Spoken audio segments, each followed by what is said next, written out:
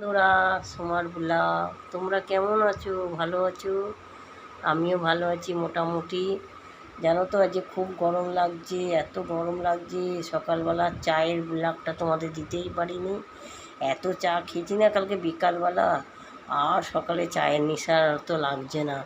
তাও একটুখানি রচা করলাম, তা খেয়েছি, ফেলে দিলাম।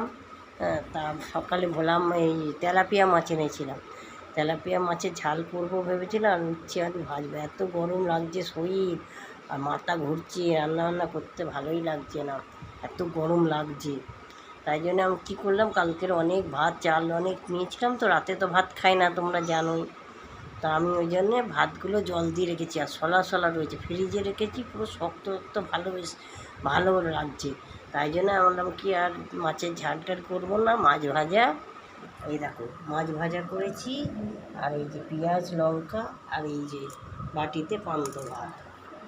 তাই আর ওবেলা তো জানো রুটি খাই, রুটি আর কোনো তরকারি করে নেবো ওই জন্য। আর ফ্রিজে মাছ আছে, থাক, কালকে তার হবে না, স্যাটারডে, সেই রবিবারের দিন যা করি করবো।